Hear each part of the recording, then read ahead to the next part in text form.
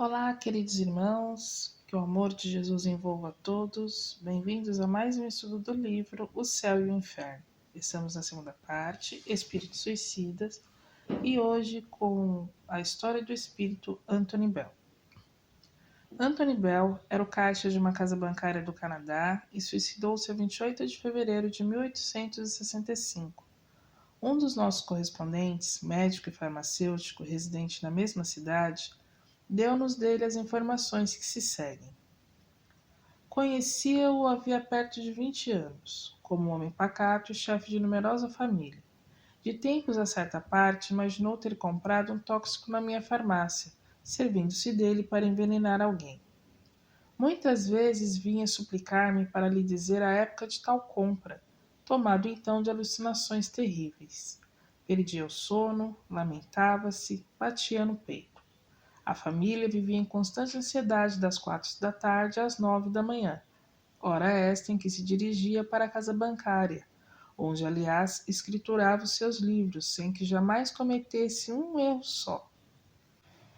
Dizia sentir dentro de si um ente que o fazia desempenhar com acerto e ordem a sua contabilidade.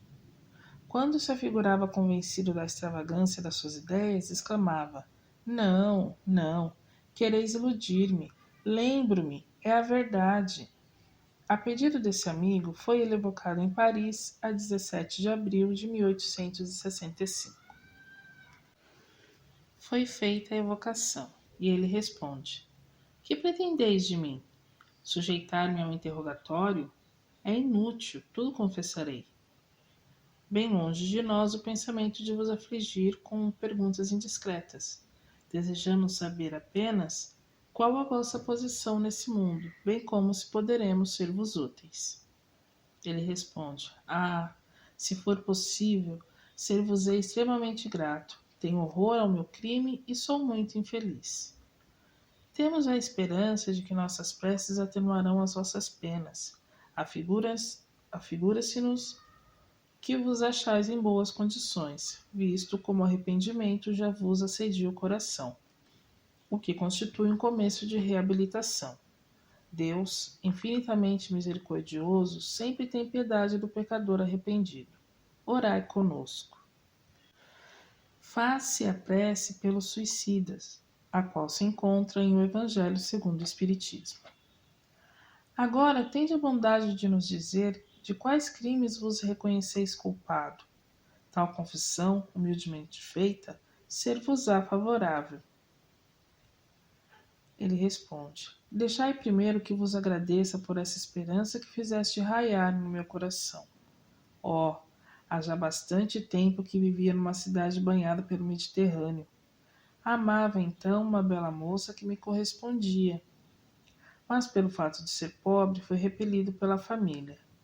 A minha eleita participou-me que desposaria o filho de um negociante, cujas transações se estendiam para além de 2 mares. E assim fui eu desprezado. Louco de dor, resolvi acabar com a vida. Antes, assassinando o rival, saciando meu desejo de vingança. Repugnando-me os meios violentos, horrorizava-me a perpetração do crime, porém o meu ciúme a tudo sobrepujou.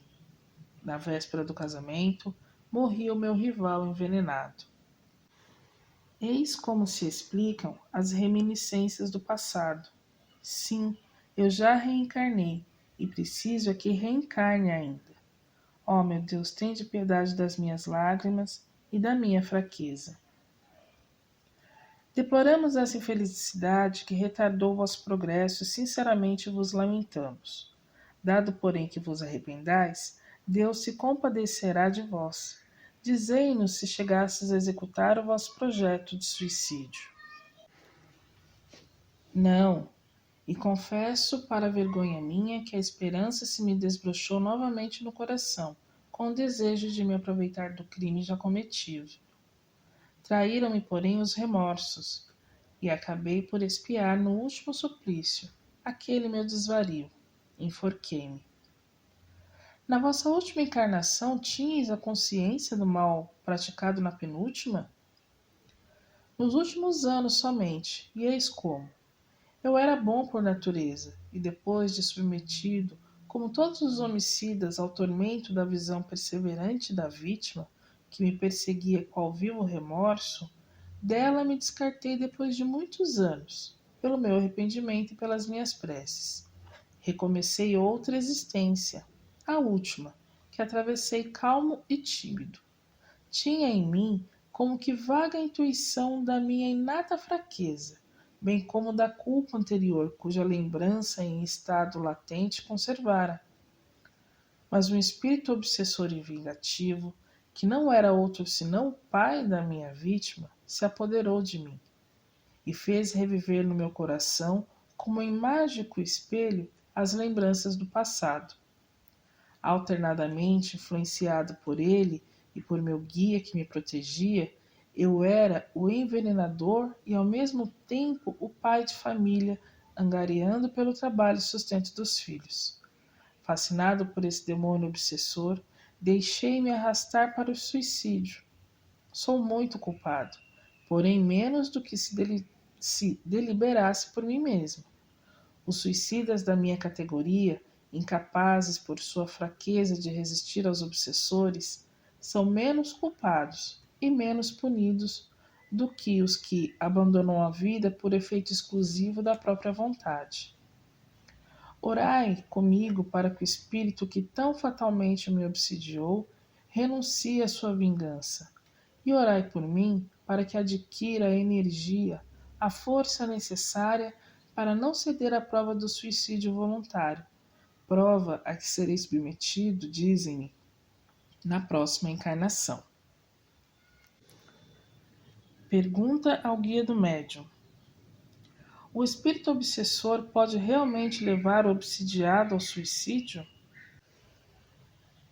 Resposta: a obsessão já é um gênero de provação, mas isso não quer dizer isenção da culpabilidade. O homem dispõe do seu livre-arbítrio para ceder ou resistir às sugestões a que o submetem. Se sucumbe é por sua vontade.